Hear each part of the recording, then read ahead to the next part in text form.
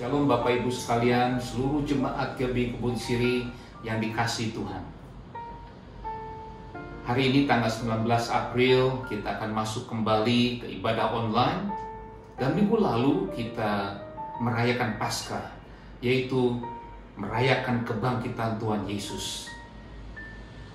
Hari ini kita akan diberkati oleh dua pesan Tuhan yang akan disampaikan oleh Gembala sidang kita, yaitu Bapak Pendeta Dr. Insinyur Niko Nyoto Raharjo, yang akan dilanjutkan oleh Bapak Pendeta Henry Suteja. Saya mengajak seluruh keluarga di dalam satu rumah untuk bersama-sama berkumpul dan mengikuti ibadah online ini dengan sungguh-sungguh, memuji menyembah Tuhan bersama-sama, dan kita akan sejenak menanggalkan dulu semua permasalahan, semua kekhawatiran, semua ketakutan, semua kepanikan, dan kita fokus kepada Tuhan untuk boleh mendengarkan pesan-pesan yang akan disampaikan pada hari ini. Kita akan masuk dalam ibadah online. Ibadah ini dengan mendengarkan dahulu beberapa buah pengumuman, dan khususnya juga GBI Kebun Siri yang sudah membantu beberapa orang yang membutuhkan di tengah-tengah permasalahan COVID-19 ini. Sekali lagi, mari kita fokus pada Tuhan, tanggalkan semua permasalahan, dan kita mendengarkan ibadah ini dengan sungguh-sungguh, dan saudara diberkati. Selamat mengikuti, Tuhan Yesus memberkati. Puji nama Tuhan, Shalom. Bapak Ibu sedang dikasihi oleh Tuhan dimanapun Anda berada, yang menyaksikan program live streaming ibadah GBI Kebun Siri. Kita percaya bahwa kalau kita ada sebagaimana kita ada saat ini, semua karena anugerah Tuhan yang begitu besar dalam kehidupan kita. Mari kita siapkan hati kita bersatu hati dalam doa. Kami sungguh bersyukur Tuhan buat kesempatan hari ini. Kalau kami boleh ada semua karena kebaikan dan penyertaan Tuhan yang sempurna dalam kehidupan kami. Kami percaya Tuhan, di saat kami mengangkat kedua tangan tanda kami berserah kepada Tuhan, Kau pasti turun tangan untuk menolong, untuk memberkati hidup kami Tuhan. Dan pada hari ini Tuhan, ajar kami Tuhan untuk kami boleh bersama-sama bersatu hati, memberi yang terbaik untuk Tuhan, melalui pujian, penyembahan, ungkapan rasa syukur kami kepada Tuhan. Satu hati, satu suara Tuhan, kami percaya ketika namamu ditinggikan, dipermuliakan Tuhan, Engkau hadir di tengah-tengah kami. Engkau hadir Tuhan bagi bangsa kami. Engkau hadir Tuhan bagi keluarga kami. Terima kasih Tuhan, terima kasih. Kami siapkan hati kami untuk memuji menyembah-Mu, penyembah-penyembah yang benar di hadapan-Mu Tuhan. Kami siap memuji-Mu, kami siap menyembah-Mu, karena kami mengasihi Tuhan. Mari siap kita yang siap memuji menyembah Tuhan, boleh bersama-sama kita katakan amin.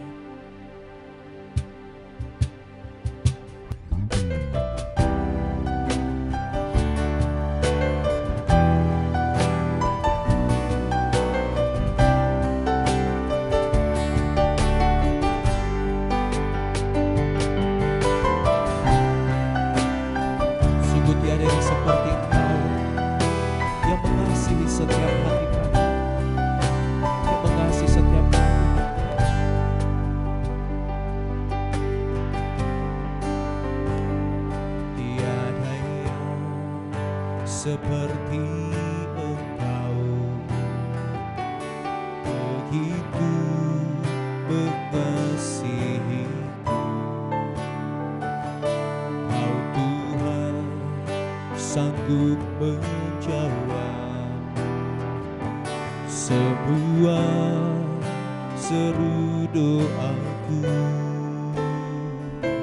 Tiada yang seperti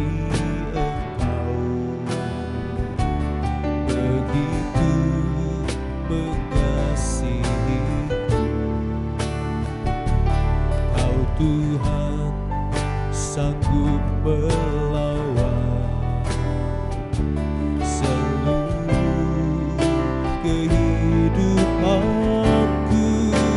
Aku percaya Tuhanku ajaib,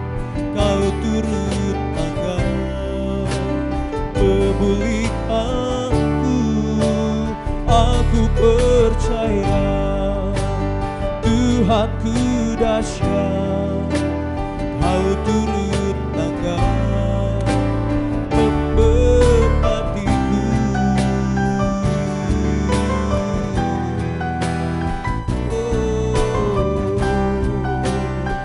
Mari dengan iman percaya bersama di hadapan Tuhan. Mari aku bersama. Tiada yang seperti Engkau, begitu mengasihiku. Kau Tuhan sanggup menjawab semua seru doaku.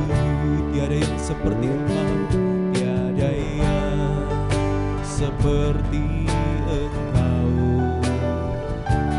begitu mengasihiku. Kau Tuhan sanggup melawan seluruh kehidupanku. Aku percaya Tuhanku ajaib, Kau turut tanggap memulihkanku. Aku percaya Tuhanku dahsyat, Kau turut tanggap memberkatiku. Aku percaya Tuhanku ajaib, Kau turut tanggap memulihkanku. Aku percaya Tuhanku dahsyat, Kau turut tanggap memberkatiku.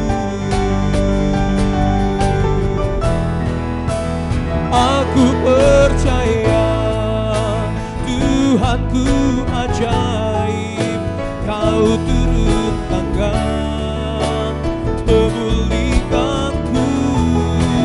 Aku percaya Tuhanku dahsyat, Kau turut tanggap memberkatiku.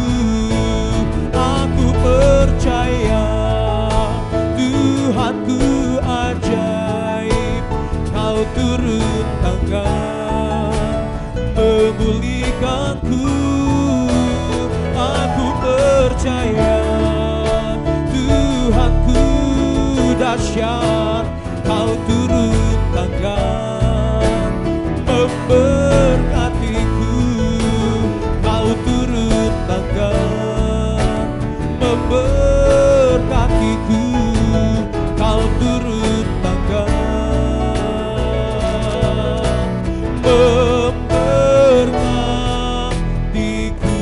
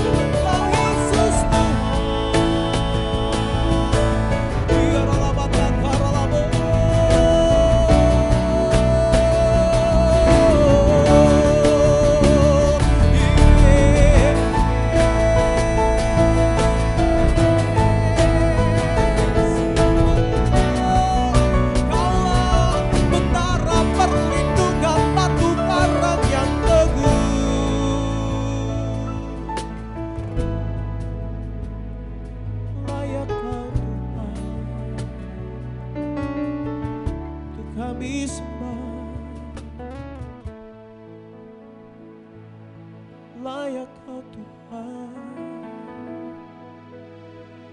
untuk kami puji.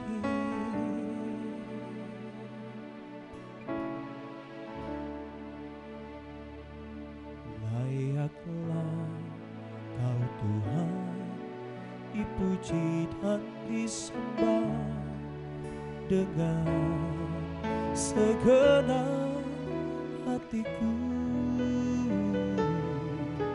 Layaklah Kau Tuhan, dipuji dan disembah dengan segenap jiwa ragaku.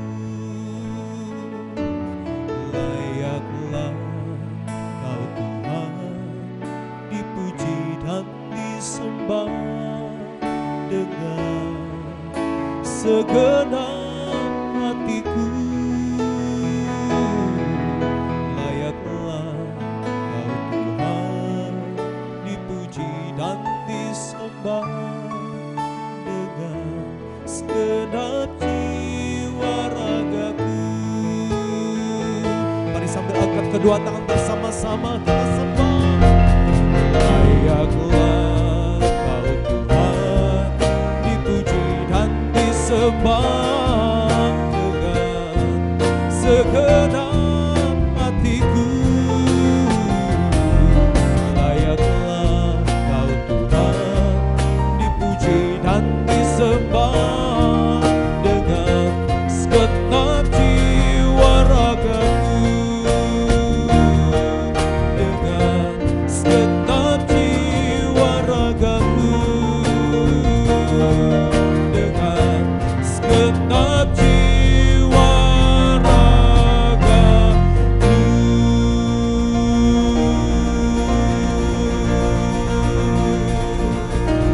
Layak Kau Tuhan, untuk dipuji, ditinggikan sampai selama-lamanya.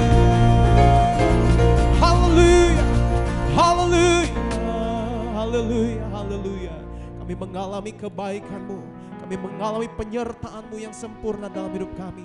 Kau yang layak dipuji, ditinggikan sampai selama-lamanya. Mari setiap kita yang percaya boleh bersama-sama katakan amin, amin. Saudara, saya percaya Tuhan yang kita sembah adalah Tuhan yang baik, saudara. Jadi tidak ada alasan untuk kita mengeluh, selalu ada alasan untuk kita tetap terus bersyukur sebab Tuhan baik bagi setiap kita. Kita berikan tepuk tangan sorak-sorai bagi Tuhan Yesus. Haleluya. Mari bersama saudara dimanapun Anda berada, mari bersama kita bertepuk tangan saudara, bersuka cita dalam hadirat Tuhan. Kecaplah dan lihatlah betapa baiknya Tuhan kita. Mari dengan iman bersama katakan, kecaplah dan lihatlah betapa baiknya Tuhan itu. Rasakan dan nikmati kasih setia Tuhan.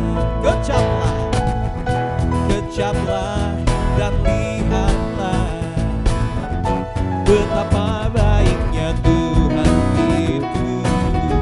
Rasakan dan nikmati kasih setia Tuhan. Kasih setia, kasih setia Tuhan. Syukur bagimu Tuhan. Segala hormat bagimu Tuhan. Allah yang mengasihiku, Allah yang memeliharaku selamanya. Betapa baiknya Tuhan bagi setiap kita. Dengan segenap hati bersama katakan, kecaplah dan lihatlah betapa baiknya Tuhan itu. Rasakan dan nikmati kasih setia Tuhan. Kasih setia Tuhan, kasih setia Tuhan. Mari boleh lambaikan kedua tangan bersama katakan, syukur bagimu Tuhan. Segala hormat bagimu Tuhan.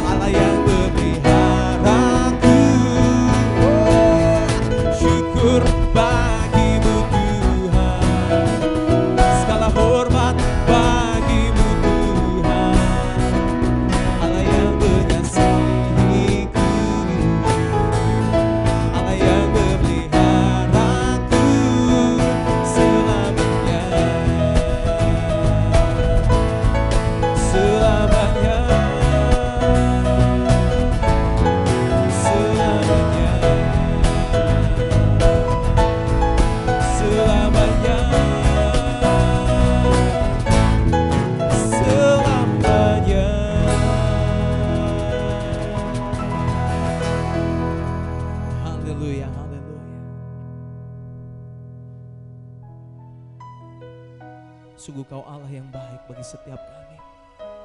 Kami percaya Kau yang berfirman maka semuanya jadi.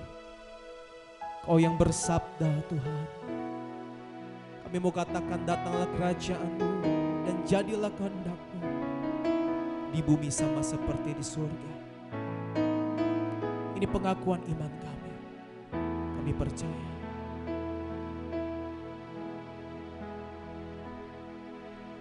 Apapun yang terjadi dalam hidupku ini, tak pernah ku ragukan kasih-Mu Tuhan.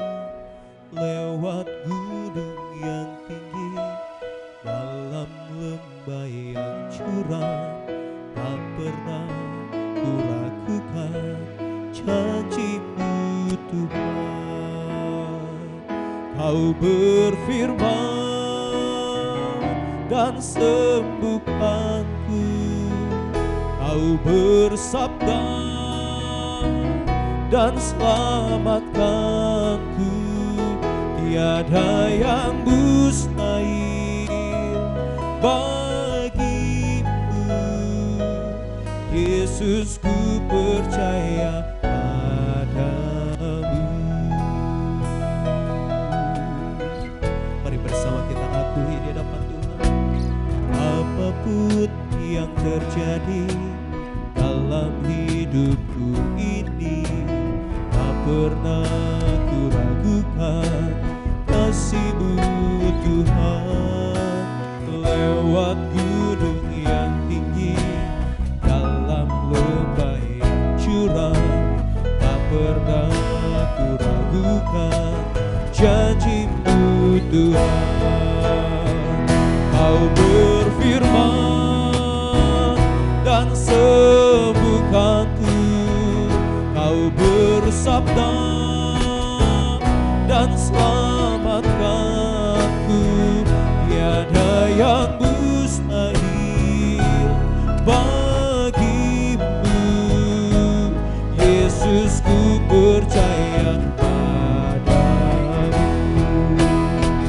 Kau berfirman dan sembuhkanku, Kau bersabda dan selamatkanku.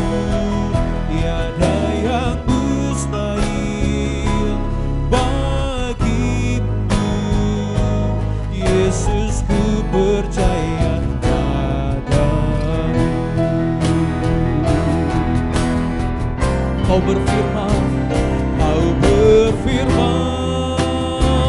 dan sembuhkanku, Kau bersabda dan selamatkanku. Tiada yang mustahil bagi-Mu, Yesus, ku percaya padamu. Yesus, ku percaya padamu. Yesus, ku percaya padamu.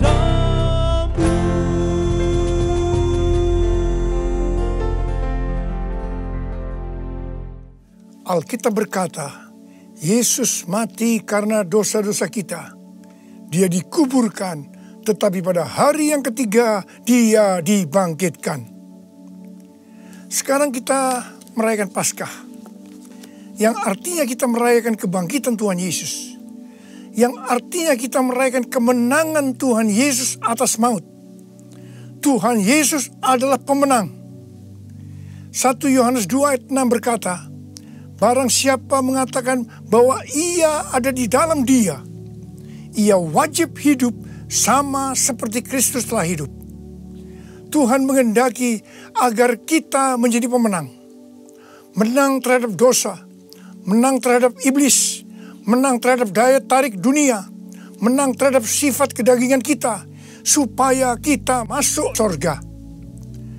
Karena Tuhan Yesus bangkit, maka kuasa kebangkitannya akan memampukan kita menjadi pemenang. Di dalam Wahyu pasal 2 dan pasal 3, Tuhan Yesus memberikan pesan kepada 7 sidang jemaat. 7 sidang jemaat ini menggambarkan gereja sepanjang masa, termasuk gereja pada zaman now. Jadi ini merupakan pesan Tuhan Yesus kepada kita semua. Pesan Tuhan Yesus itu selalu diakhiri dengan perkataan, barang siapa bertelinga, hendaklah mendengarkan apa yang dikatakan oleh Roh kepada jemaat-jemaat. Dan barang siapa menang, Tuhan Yesus akan memberikan upah. Upahnya adalah masuk sorga. Jadi hanya para pemenang yang masuk sorga. Jadi kunci untuk menjadi pemenang adalah mendengarkan dan menuruti firman Tuhan. Hari-hari ini kita berperang melawan COVID-19. Pemerintah mengingatkan agar kita bersatu melawan COVID-19. Yang harus kita mengerti bahwa serangan COVID-19 yang dalam kurun waktu sekitar 4 bulan ini hampir ke seluruh dunia, itu merupakan serangan iblis. Seperti yang Tuhan Yesus katakan, bahwa pencuri, yaitu iblis, hanya datang untuk mencuri dan membunuh dan membinasakan. Karena itu ciri serangan dari COVID-19 ini adalah menimbulkan ketakutan, kekhawatiran, dan kepanikan yang luar biasa. Ternyata sekarang banyak yang ketakutan kepada hal-hal lain yang tidak jelas ketimbang ketakutan kepada COVID-19 itu sendiri. Kalau hal ini berlarut-larut, maka akan terjadi orang yang meninggal karena ketakutan akan lebih banyak daripada karena COVID-19 itu sendiri. Dan memang hal ini yang dikehendaki oleh iblis. Tuhan akan menuntun kita agar kita menjadi pemenang dalam peperangan melawan COVID-19. Yang mau katakan amin?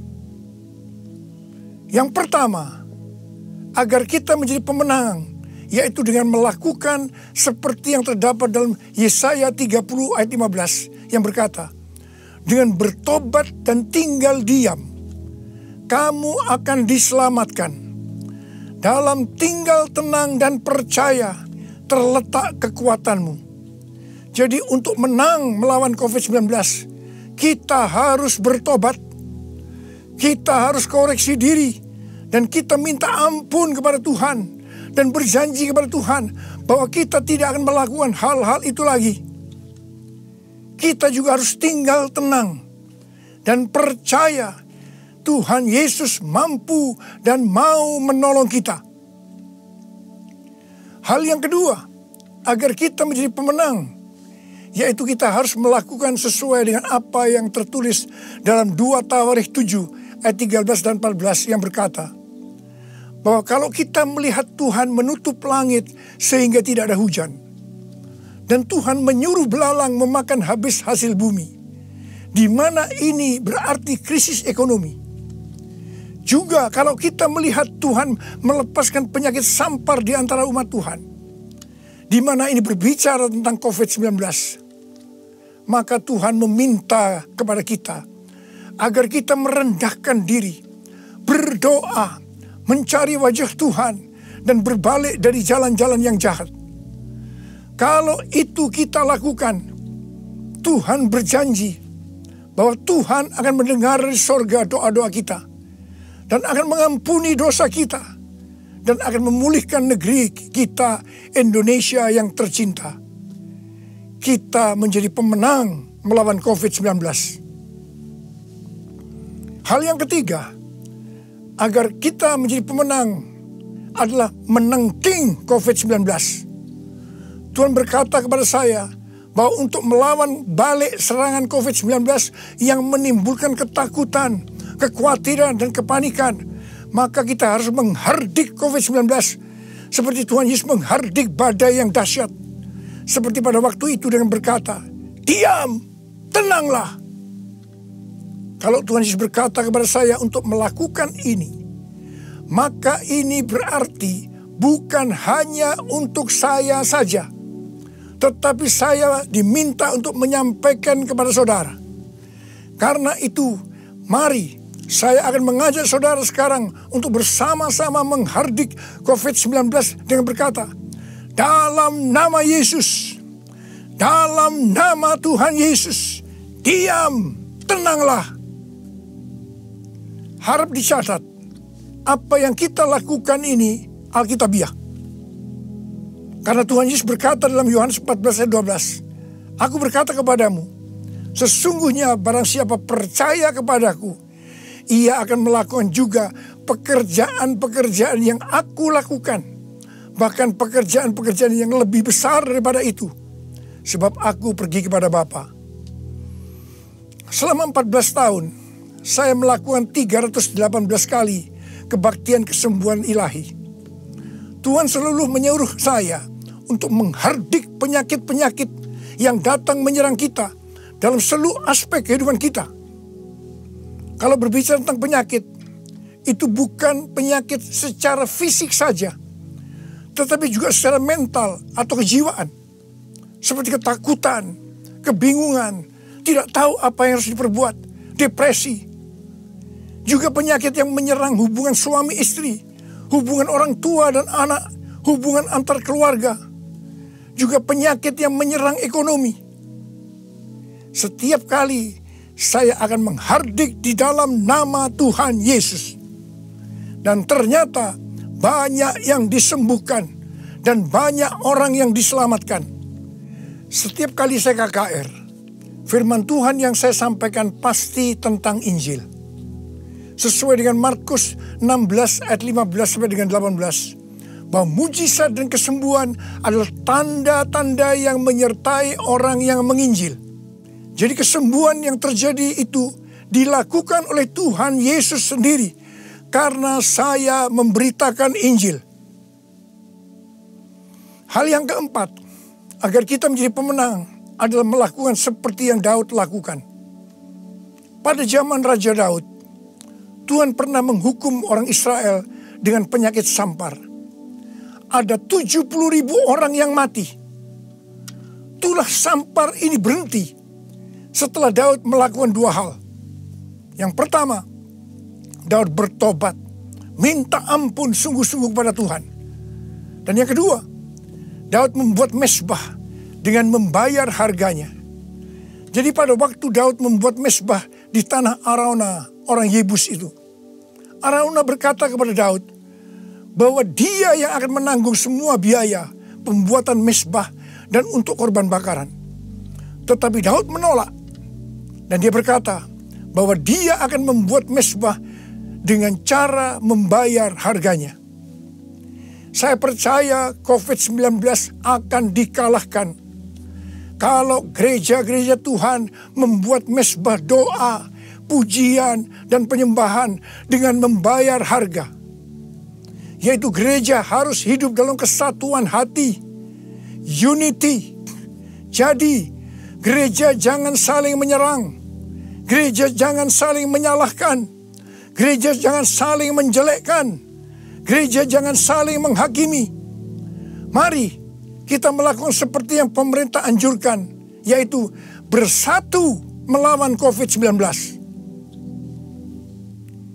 Hal yang kelima, agar kita menjadi pemenang, adalah dengan kita memuji dan menyembah Tuhan. Paulus dan Silas di penjara karena menyembuhkan anak perempuan yang mempunyai roh tenung. Paulus dan Silas dicambuk, tangannya dibelenggu, kakinya dipasung, dan ditempatkan dalam penjara bagian tengah dengan penjagaan yang ketat. Pada waktu tengah malam, mereka menyanyikan puji-pujian kepada Tuhan dengan suara keras, sehingga orang-orang hukuman lain mendengarkan mereka. Tiba-tiba terjadilah gempa bumi yang hebat. Sendi-sendi penjara goyah. Dan seketika itu juga terbukalah semua pintu. Dan terlepaslah belenggu mereka semua. Paulus dan Silas bebas. Mungkin ada di antara saudara yang terbelenggu, terpasung oleh ketakutan, kekhawatiran, kepanikan karena pandemi COVID-19. Saudara harus banyak memuji dan menyembah Tuhan, seperti yang dilakukan oleh Paulus dan Silas. Paulus dan Silas melakukan apa yang disebut dengan korban pujian atau korban ucapan syukur. Sesuai dengan 1 Tesalonika 5 ayat 18. maka kita harus mengucap syukur di dalam segala hal, yang berarti baik enak maupun tidak enak. Karena itulah yang dikehendaki Allah dalam Kristus Yesus bagi kita. Untuk melakukan korban pujian atau korban ucapan syukur itu tidak gampang. Kita perlu belajar dari Daud, seperti yang Daud lakukan dalam Mazmur 103 ayat 1 yang berkata, "Pujilah Tuhan, hai jiwaku. Pujilah namanya yang kudus, hai segenap batinku." Itu artinya kita memerintahkan kepada jiwa kita untuk memuji Tuhan. Terus perintahkan, meskipun itu terasa berat, sampai kita bisa memuji Tuhan. Dan saudara akan menang melawan COVID-19. Saudara juga bisa menyanyikan lagu, "Hati yang gembira adalah obat yang manjur." Ada banyak ayat dalam Alkitab yang mengatakan bahwa kita harus bersuka cita. Kita harus bergembira. 1 Tesalonika 5 ayat 16 berkata, "Bersukacitalah senantiasa." Hati yang bersuka cita, hati yang gembira adalah obat yang manjur untuk melawan COVID-19. Hal yang keenam, agar kita menjadi pemenang adalah dengan cara menabur. Pada waktu masa kelaparan, Tuhan berkata kepada Ishak, "Jangan pergi ke Mesir, diamlah di negeri yang kutunjukkan kepadamu." Dan Ishak tinggal di Gerar. Mesir berbicara tentang cara-cara lama. Di dalam menghadapi kelaparan, Tuhan berkata kepada Ishak, "Jangan pakai cara-cara lama, tapi harus pakai cara Tuhan." Setelah itu, apa yang Ishak lakukan? Pada tahun itu juga, yang berarti pada masa kelaparan, Ishak menabur. Saya percaya ini suatu tindakan yang tidak gampang untuk dilakukan. Karena benih yang ditabur adalah persediaan untuk mereka makan. Tetapi Ishak pakai itu sebagai benih untuk ditabur. Karena Ishak melakukan apa yang Tuhan kehendaki, maka dikatakan Tuhan memberkati Ishak. Sehingga pada tahun itu juga Ishak mendapatkan hasil 100 kali lipat. Ishak menjadi kaya, bahkan kian lama kian kaya, sehingga ia menjadi sangat kaya. Hari-hari ini kita berada dalam krisis ekonomi sebagai dampak dari pandemi COVID-19. Justru pada waktu krisis ekonomi ini, kita perlu bersama-sama bersatu, menabur untuk menjadi berkat bagi sesama, seperti mengadakan bakti sosial, menyediakan APD bagi tenaga medis, dan lain-lain. Saya percaya ini yang dikehendaki oleh Tuhan. Dan saya percaya seperti Tuhan memberkati Ishak, saudara juga akan diberkati dalam krisis ekonomi ini. Berarti saudara menang atas dampak yang diakibatkan oleh COVID-19, yaitu krisis ekonomi. Hal yang ketujuh, agar kita menjadi pemenang adalah melakukan seperti yang terdapat dalam Yesaya 26 ayat 20 yang berkata, "Mari bangsaku, masuklah ke dalam kamarmu, tutuplah pintumu sesudah engkau masuk. Bersembunyilah barang sesaat lamanya sampai amarah itu berlalu." Jadi, di rumah saja itu bukan merupakan kekalahan terhadap COVID-19. Tetapi justru ini merupakan kunci kemenangan. Amsal 22 ayat 3 berkata, "Kalau orang bijak melihat malapetaka, bersembunyilah ia. Tetapi orang yang tidak berpengalaman berjalan terus, lalu kena celaka." Biarlah kita menjadi orang yang bijaksana. Kita akan di rumah saja sampai pandemi COVID-19 ini berlalu. Hal yang kedelapan, agar kita menjadi pemenang, yaitu dengan cara kita berdoa agar nubuatan para nabi untuk COVID-19 ini digenapi. Seperti yang ditulis dalam charismanews.com, yaitu pada bulan September 2019, Chuck Pierce bernubuat bahwa bangsa-bangsa akan mengalami kekacauan sampai Paskah 8 sampai 16 April. Tolong perhatikan tanggalnya. Tanggal 26 Januari 2020, Chuck Pierce kembali bernubuat bahwa ada suatu wabah yang besar datang menyerbu, di mana ini untuk menguji kita sampai Paskah. Banyak nabi yang menafsirkan bahwa COVID-19 ini akan selesai pada waktu Paskah atau trennya menurun mulai Paskah. Mungkin tidak semua orang akan percaya terhadap nubuatan ini. Tetapi kita tidak boleh menghakimi nubuatan disampaikan oleh nabi itu. Sebab itu urusannya dengan Tuhan sendiri. Yang paling penting yang harus kita lakukan adalah berdoa agar nubuatan itu digenapi. Karena saya percaya hampir semua kita menghendaki agar badai pandemi COVID-19 ini berakhir. Saya memperoleh data dari berbagai sumber media yang dipercaya mengenai kasus-kasus infeksi baru harian dari COVID-19 mulai dari tanggal 6 sampai 12 April 2020. Yang pertama, negara Spanyol, Jerman, Swedia, Iran, Vietnam, New Zealand, Australia, trennya menurun. Haleluya. Yang kedua, Denmark melonggarkan lockdown dan sebagian sekolah akan dibuka pada tanggal 15 April 2020. Penerbangan domestik di Vietnam akan dimulai dioperasikan tanggal 16 April 2020. Yang ketiga, yang paling menarik dikatakan Wuhan, long time no see. Yang artinya lockdown di Wuhan dicabut pada tanggal 8 April 2020. Ini berarti pandemi COVID-19 di Wuhan sudah selesai.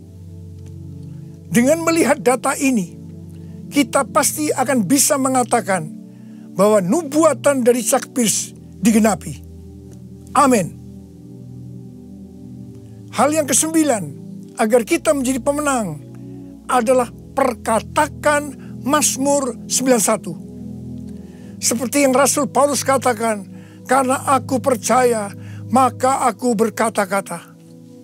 Karena itu kita yang percaya janji Tuhan dalam Mazmur 91. Kita akan perkatakan setiap hari. Janji Tuhan dalam Mazmur 91 ditujukan kepada orang-orang yang hatinya melekat kepada Tuhan.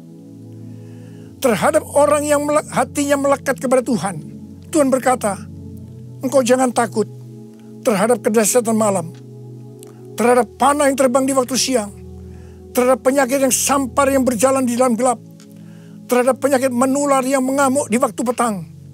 Walau 1000 orang rebah di sisimu dan 10.000 di sebelah kananmu, tetapi itu tidak akan menimpamu. Saudara, saya mau berdoa buat saudara. Bangkit, jadilah pemenang.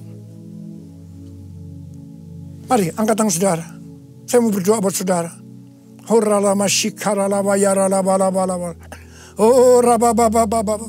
ini pesan Paskah yang kau berikan kepada kami, Tuhan. Terima kasih, Paskah di mana engkau bangkit menang terhadap maut. Demikian kau menghendaki kami keluar sebagai pemenang, ya Tuhan. Bapa, hamba berdoa buat anak-anakmu semua. Biar kami semua boleh bangkit dan jadi pemenang. Termasuk menang terhadap COVID-19. Bapa, jagalah anak-anakmu. Sertai Tuhan anak-anakmu. Sembuhkan mereka yang sakit, Tuhan. Sembuhkan mereka. Sembuh dalam nama Yesus. Sembuh. Terima kesembuhan dalam nama Yesus. Dalam nama Yesus. Sembuh. Amin. Shalom jemaat Tuhan GBI Kebon Siri. Bersukacita berjumpa dengan Anda semua dalam ibadah online hari ini. Minggu yang lalu kita merayakan perayaan Paskah. Yesus menang terhadap maut. Yesus bangkit dari kematian. Dan dia hidup. Oleh karena itu masih ada hari esok. Masih ada mukjizat. Masih ada kesempatan. Masih ada pengharapan. Masih ada pertolongan. Saya mengajak seluruh jemaat Tuhan. Biarlah di minggu-minggu Paskah ini bukan hanya Yesus yang bangkit dari kematian, Tapi Anda dan saya, iman kita bangkit kembali ketika badai sudah menghantam dan krisis masih harus kita lalui. Biarlah kita bangkit kembali imannya. Saya akan beri judul pesan firman-Nya, membangkitkan iman di tengah badai kehidupan. Mari kita akan berdoa lebih dulu. Kita angkat tangan kita. Oh Rabaya Santa Karandalabaya Masih. Di dalam nama Tuhan Yesus Kristus, Bapa, Kau lihat setiap tangan-tangan terangkat. Curahkan Roh Kudus, curahkan pengurapan dan hadirat-Mu, agar hari ini kami kembali diberikan kekuatan, kami kembali mendapatkan energi dari firman Tuhan, supaya kami bangkit untuk melewati badai ini. Dan bersama Yesus kami percaya kami pasti menang.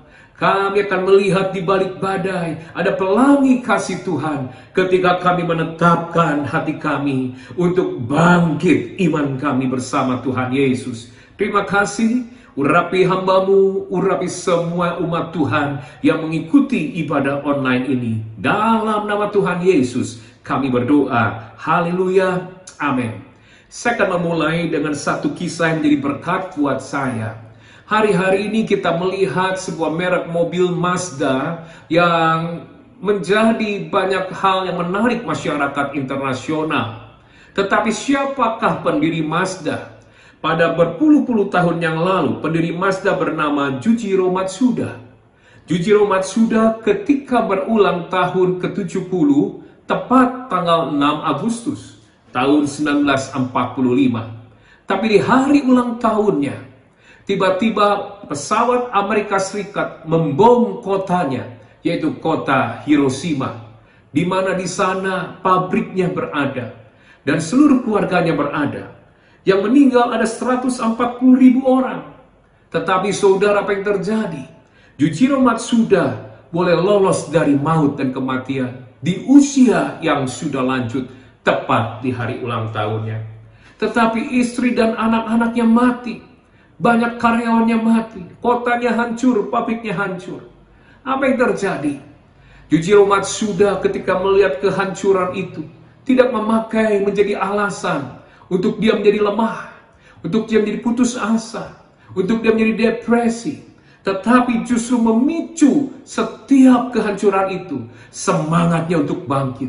Dan dia menetapkan dan memilih, saya harus bertahan hidup, saya harus bangkit. Untuk apa? Saya harus kembali membangun pabrik ini supaya boleh menolong sisa-sisa manusia yang masih hidup di Hiroshima. Dan apa yang terjadi? Memang ketika dia memilih untuk bangkit, saat itu dia menolong banyak orang kembali bekerja. Sehingga hari ini kita melihat ada namanya kendaraan mobil Mazda. Dan itu menjadi simbol kebangkitan Hiroshima dari kehancuran. Saudara, jangan lihat hari ini mobil-mobil yang berseliweran dengan mungkin hal-hal yang baik atau hal-hal yang menarik dari desainnya.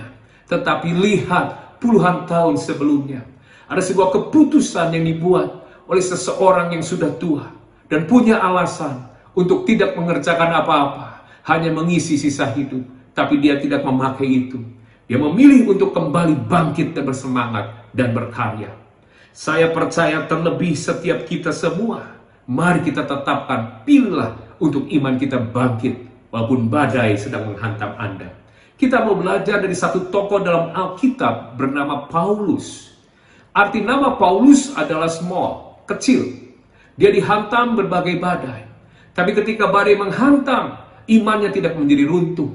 Ketika yang namanya krisis semakin naik dalam hidupnya, justru imannya bukan turun, tapi semakin menanjak. Nah, kita akan lihat dan belajar dari sosok Paulus, supaya iman kita bangkit walaupun badai sedang menerpa kita. Saudara, kita akan baca 1 Korintus 16 ayat 9. Satu ayat saya akan buktikan. Bukti pertama, bahwa Paulus imannya bangkit, semakin naik, justru ketika krisis datang. 1 Korintus 16 ayat 9. Saya akan bacakan. Sebab di sini banyak kesempatan bagiku untuk mengerjakan pekerjaan yang besar dan penting. Sekalipun ada banyak penentang. Mari kita lihat saudara, walaupun banyak badai, walaupun banyak halangan, walaupun banyak penentang, tapi Paulus melihat hal itu bukan jadi pintu tertutup dalam hidupnya, tapi justru sebuah kesempatan.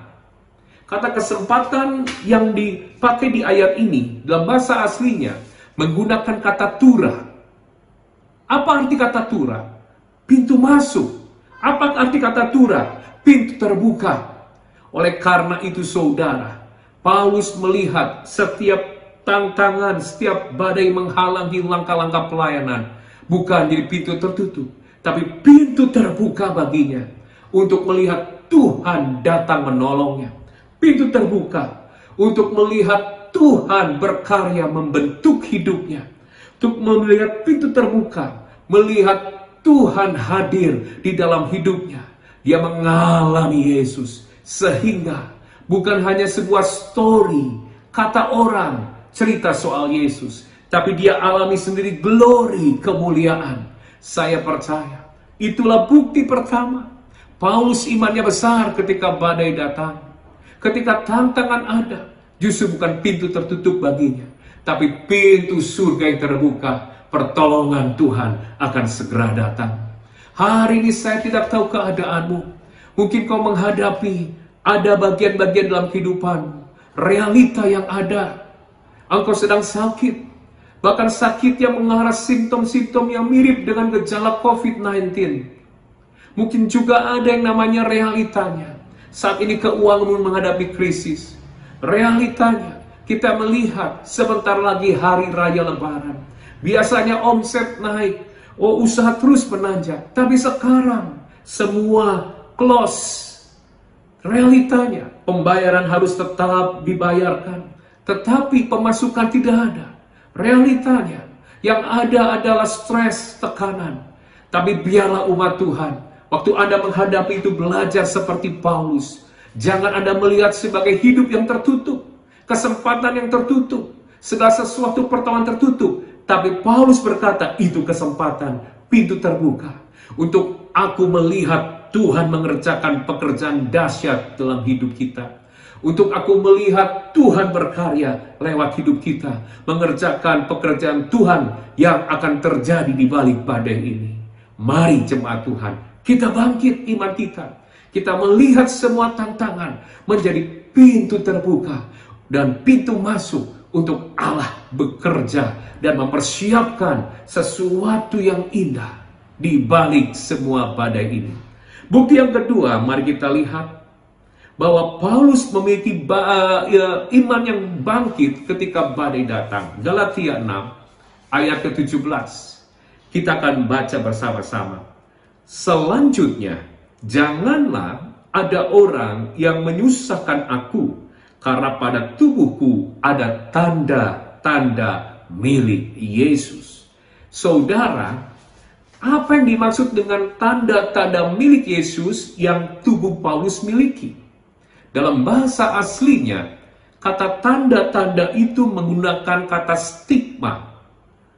Yang dimaksud stigma adalah contohnya seperti seorang budak atau seorang prajurit, di mana di bagian tubuhnya akan diberikan cap identitas nama dari sang tuan yang memiliki sang budak, atau sang jenderal yang menjadi komandan bagi seorang prajurit. Dan tanda itu harus terlihat oleh orang lain. Biasanya ditaruh di atas dahi atau bagian tubuh yang lain. Pertanyaannya, apa yang membuat Paulus begitu imannya mantap dan berkata, tidak boleh ada orang yang menyusahkan tubuhku, atau tidak boleh ada kuasa kegelapan yang menyentuh hidupku, karena di dalam tubuh ini ada tanda kepemilikan Kristus. Mari kita lihat tanda itu seperti apa. Ternyata saudara, kalau kita lihat dalam 2 Korintus pasal 11 ayatnya yang ke-23 sampai 25. Apakah mereka pelayan Kristus? Aku berkata seperti orang gila. Aku lebih lagi. Aku lebih banyak berjeri lelah. Lebih sering di dalam penjara. didera di luar batas, kerap kali dalam bahaya maut. 5 kali aku disesat orang Yahudi, setiap kali 40 kurang 1 pukulan. 3 kali aku didera, 1 kali aku dilempari dengan batu, 3 kali mengalami karam kapal, sehari semalam aku terkatung-katung di tengah laut. Saudara, ternyata ketika Paulus menghadapi kesakitan, waktu dia memberitakan Injil, Yesus, Tuhan Sang Juru Selamat yang bangkit dari kematian, dia mengalami namanya disiksa di penjara, dicambuk, dilempari batu, disesah, sehingga ada kesakitan, tanda-tanda luka dalam tubuhnya, bahkan mungkin penyakitan.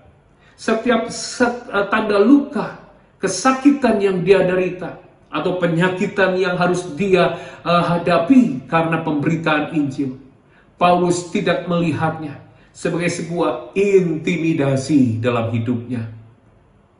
Sehingga mungkin dia bisa saja berkata, aku mungkin tidak berkenan di hadapan Tuhan. Tuhan tidak menyertai pelayananku. Toh buktinya, aku sering kali menghadapi dilempari batu, tidak ada penyertaan. Yang ada luka, tubuhku rusak. Mungkin saat ini Tuhan tidak menghendaki aku mengerjakan hal ini. Tapi justru Paulus tidak membiarkan the killer statement dari roh intimidasi, karena badai, karena setiap tantangan menghentikan dia. Justru sebaliknya,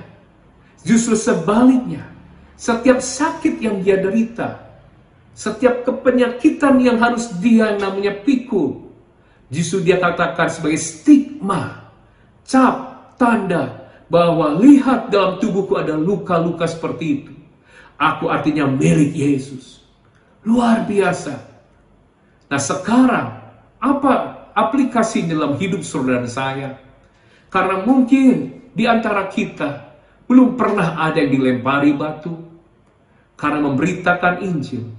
Belum pernah ada yang dipenjara, bahkan disiksa karena memberitakan Injil. Belum pernah ada yang dicambuk atau disesat karena memberitakan Injil. Apakah kita bisa berkata, aku pun memiliki stigma, sehingga kita berhak berkata, tidak boleh ada roh sakit penyakit, kegelapan roh maut yang menyentuh hidupku, karena aku tidak dimiliki oleh siapa-siapa. Yang memiliki aku cuma satu Sang Tuanku, Yesus Kristus Sang Juru Selamat. Apakah kita berhak berkata, aku pun punya stigma? Saya katakan ya. Kapan? Sekarang waktunya saudara. Mungkin engkau hari ini di tengah virus corona sedang menyerang dunia ini. Engkau menghadapi, mungkin ada di antara jemaat atau keluarga yang positif. Mungkin juga ada di antara kita, orang yang kita kenal, orang yang kita kasihi, jadi korban dan meninggal dunia karena virus ini. Dan saat kita menghadapi itu, kita pun menghadapi dampak-dampak kesulitan karena virus ini. Kesulitan keuangan. Mungkin ada yang mengalami susah untuk mencari makan. Ada yang mengalami bingung bagaimana bulan depan. Bayaran terus menumpuk, tetapi pemasukan tidak ada. Nah, di saat semua itu menimpa kita, menjadi kesakitan dalam hidup kita, jemaat bangkit, jangan terintimidasi. Justru ketika kau menetapkan, memilih, aku mau tetap percaya. Kau menetapkan dalam hati, aku mau tetap bersyukur untuk hal ini. Karena walaupun semua boleh digoncang, kasih Yesus dalam hidupku tidak pernah bergoncang. Walaupun semua boleh hilang, tapi satu yang tidak pernah hilang, ada tanda dan materai darah Tuhan. Hidupku sudah dibeli oleh Kristus di atas kayu salib dengan darahnya. Aku bukan dari kerajaan dunia ini. Aku adalah dari kerajaan sorgawi. Keadaan saat ini ada tanda kepemilikan Kristus. Saudara dengar, waktu Anda menghadapi semua kesakitan dan mengalami hal yang sama, rasa khawatir, cemas, sama seperti orang di luar, tapi Anda tidak membiarkan dirimu berlarut di dalamnya lebih jauh, tapi memilih menetapkan hari ini, aku mau bangkit imanku. Sehingga kau katakan, aku mau selalu bersyukur, menetapkan hatiku selalu percaya, selalu berharap, selalu untuk setia sampai selama-lamanya. Bahkan aku mau berjanji melayani Tuhan lebih lagi. Aku mau berjanji untuk bertobat, memperbaiki diriku. Beri aku kesempatan sekali lagi Tuhan melewati semua ini.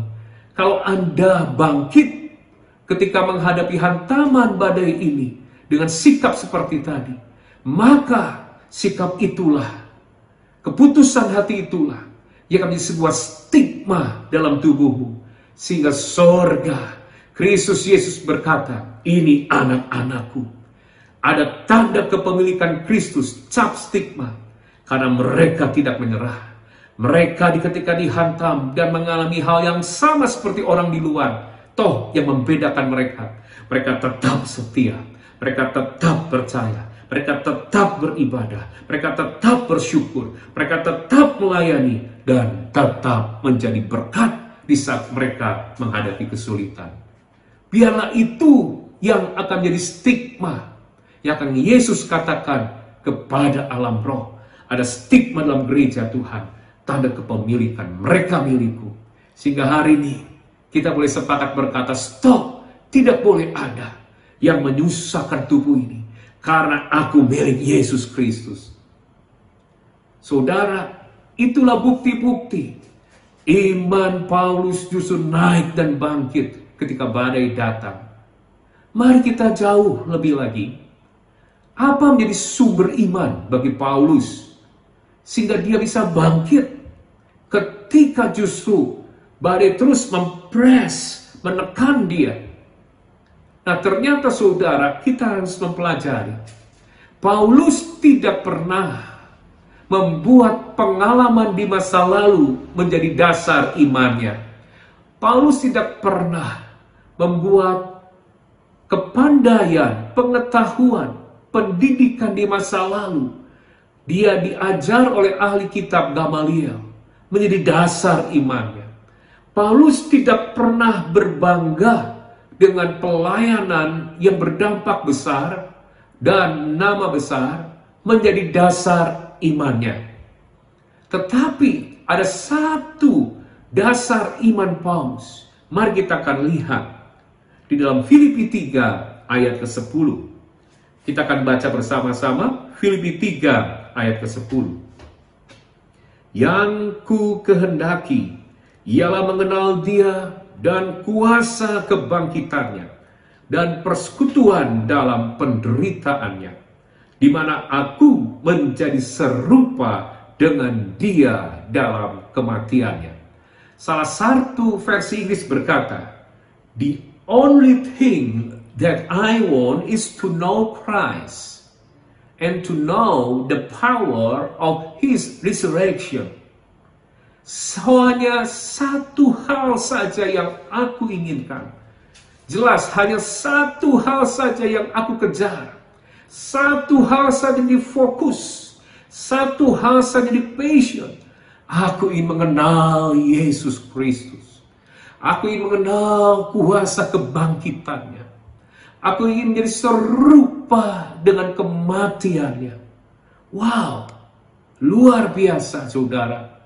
Kita harus bertobat. Gereja harus bertobat. Seringkali kita gereja mendasarkan iman kita karena gereja kita besar. Karena gereja kita kuat dalam keuangan. Karena gereja kita memiliki manajemen yang profesional. Karena kita ketika ibadah, wow, suasananya dahsyat. Tidak dimiliki oleh seperti gereja lain. Karena mungkin ada hal-hal yang lain.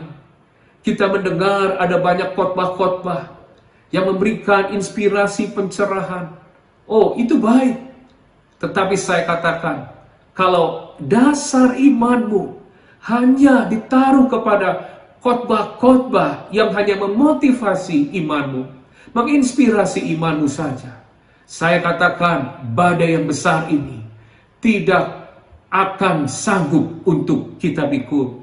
Tetapi saya katakan, kalau dasar imanmu cuma satu, engkau mengenal Kristus, Justru ketika ada social distancing, kita harus menjaga jarak jauh dari yang lain satu dengan yang lain. Anda hari-hari ini bukan kecewa dengan Tuhan, Anda justru merendahkan diri, bersekutu, lebih dekat dengan Tuhan. Waktu kau berikan lebih banyak menggali firman.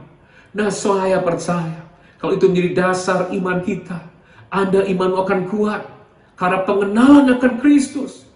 Dan kalau engkau katakan, yang aku inginkan cuma satu, mengenal kuasa kebangkitan, sumber iman kita adalah bukan apa yang sudah kita kerjakan, tetapi apa yang sudah Yesus kerjakan dalam hidup kita. Apa yang sudah Yesus kerjakan di atas kayu salib. Dia mencurahkan darahnya. Dia membayar harga, membeli Anda dari segala dosa, sakit penyakit, kutuk maut, dan segala yang namanya hukuman kematian.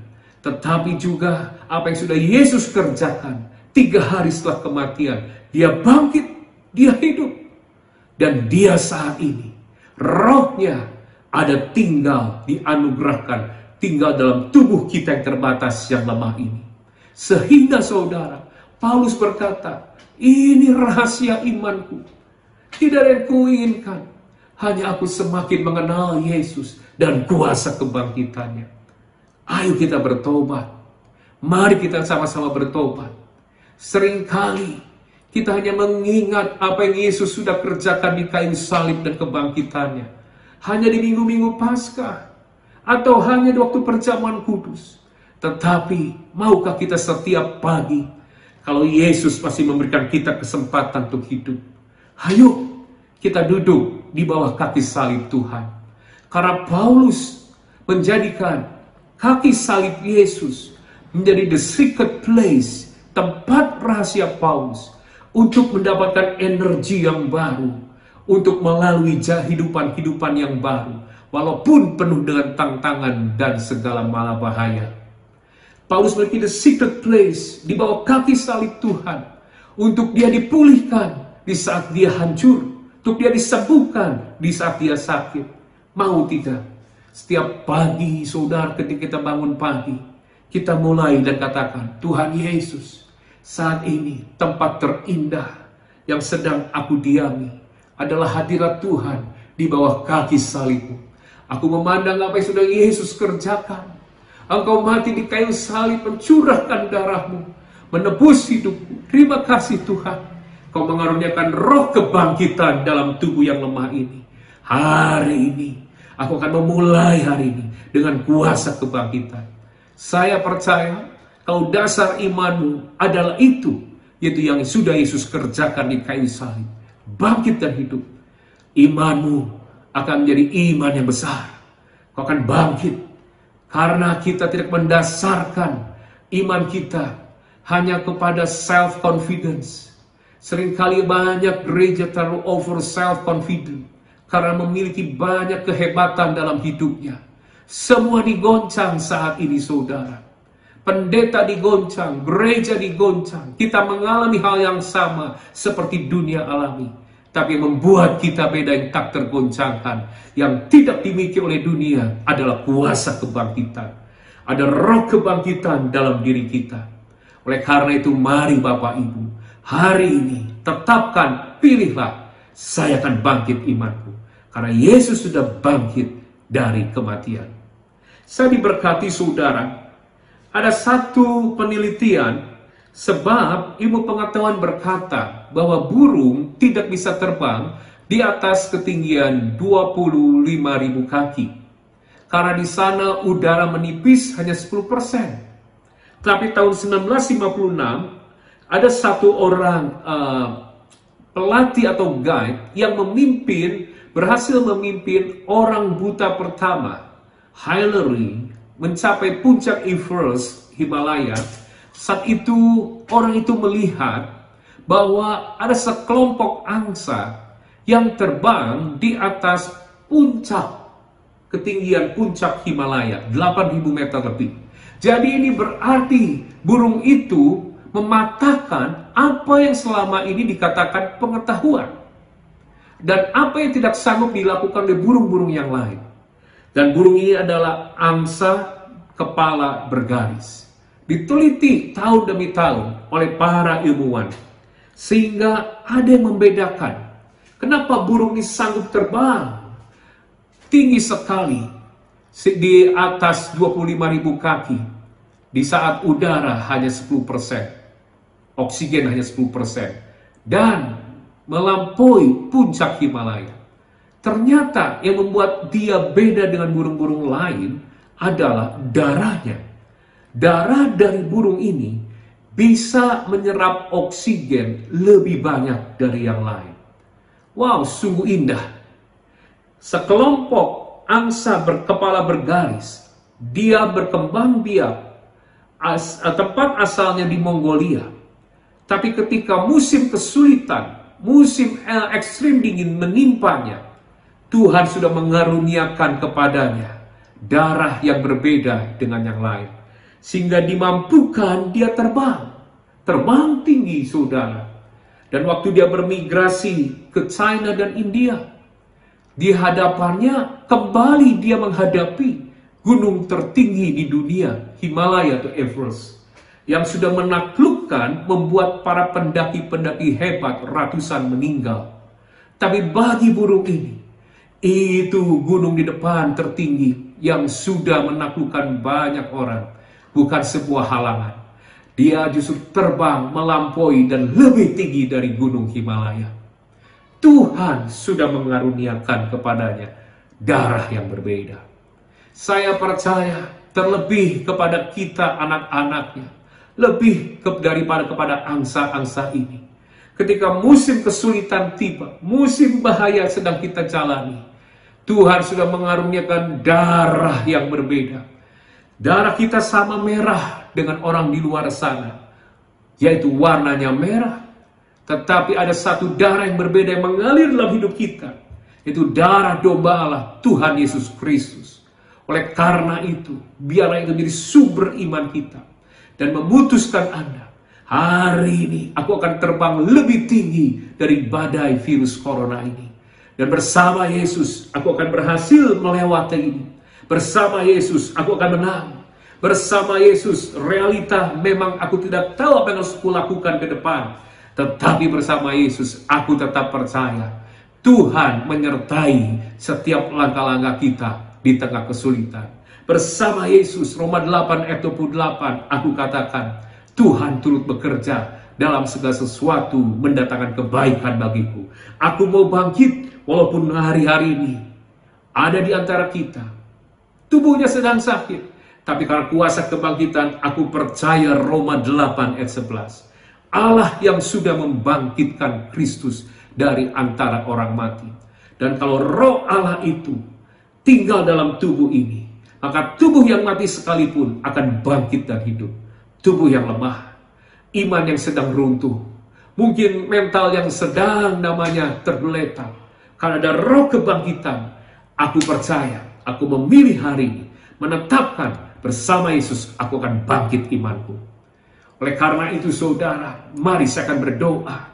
Mungkin hari ini Anda sedang lemah, hari ini Anda sedang terpuruk. Belajar dari Paulus. Iman yang besar. Ketika tantangan datang, banyak halangan menutup segala hal. Justru dia lihat kesempatan. Pintu surga terbuka. Aku akan melihat Tuhan bekerja. Ketika dia mengalami kesakitan dalam tubuhnya, dia tidak terintimidasi, tapi membalikan penyakit dan kesakitannya. Dengan bangga dia katakan, itu stigma, tanda cap kepemilikan Kristus. Artinya bagi kita, kita pun punya stigma. Waktu hari ini, Anda sedang sakit, Anda sedang lemah, tubuhmu mengalami hal yang sama dengan sebagian orang di luar yang menghadapi pandemi ini, saudara.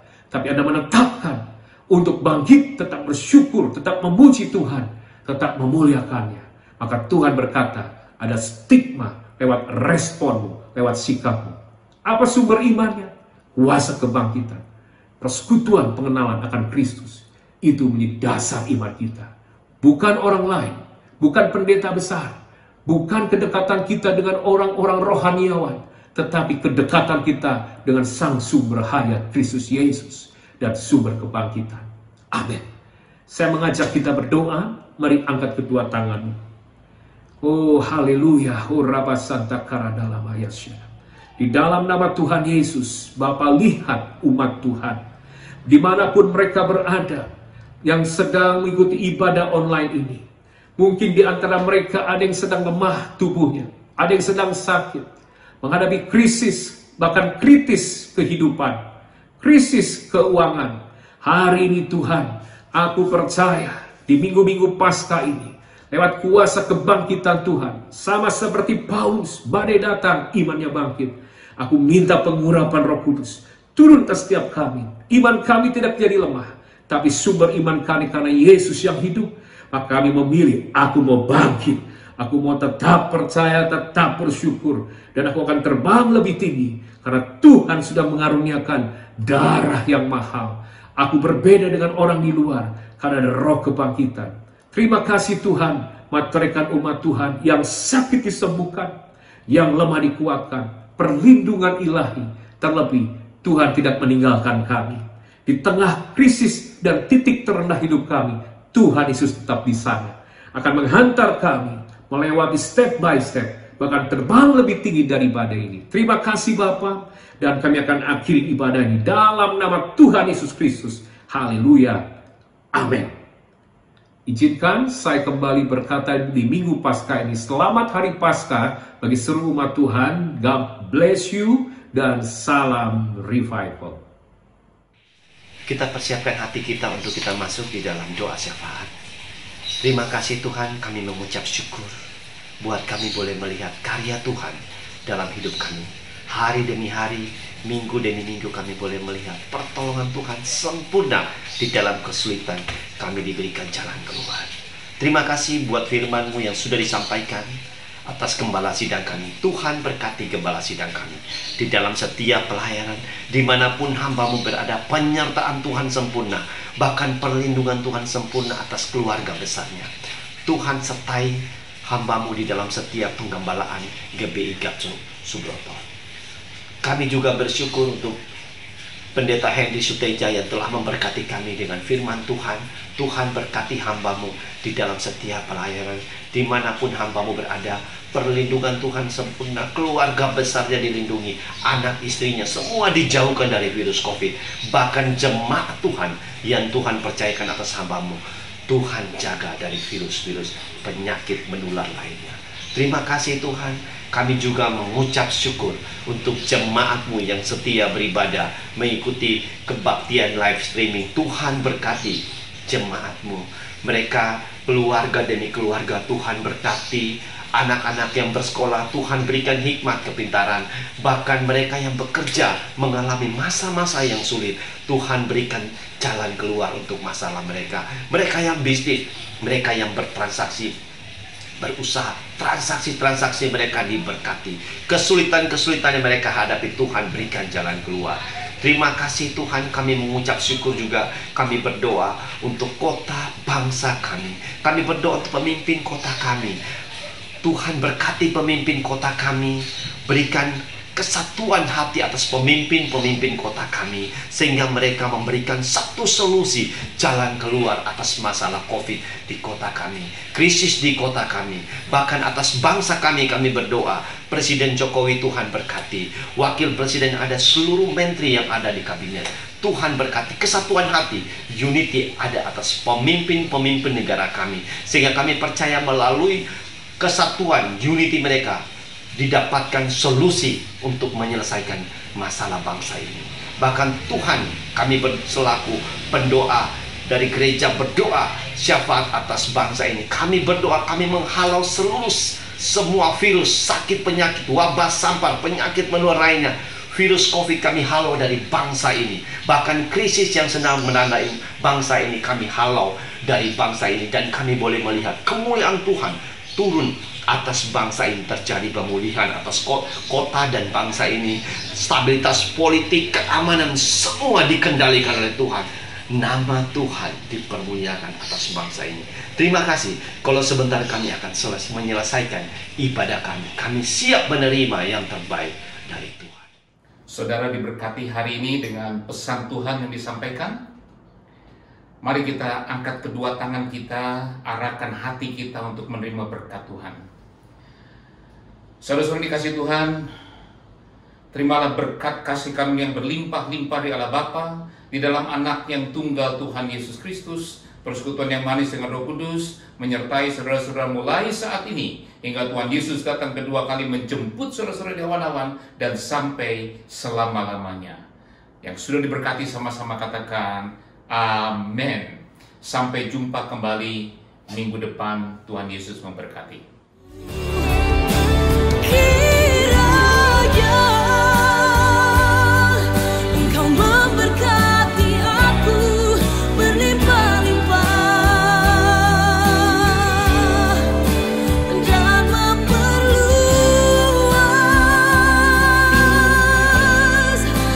daerahku.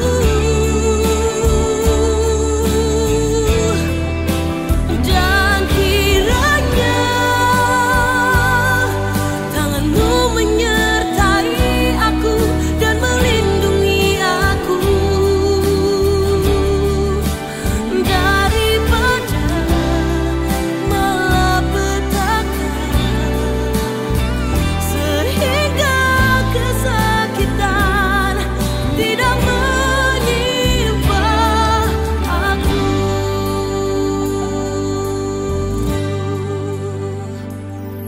Tuhan mendengarkan dan menjawab doaku.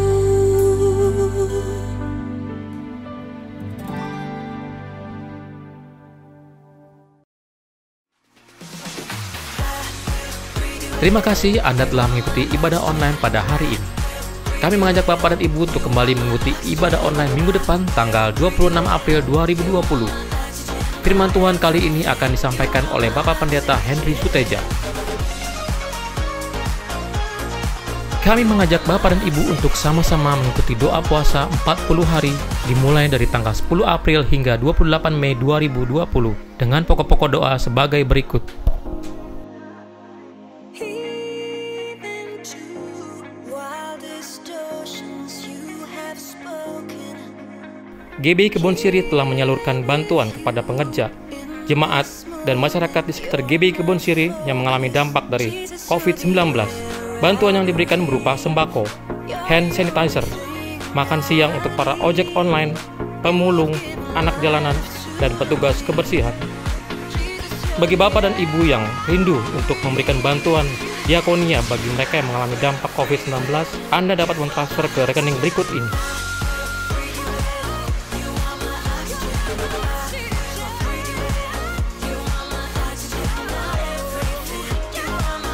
Mari tetap jaga diri Anda dan perkatakan Mazmur 91 dan jangan takut.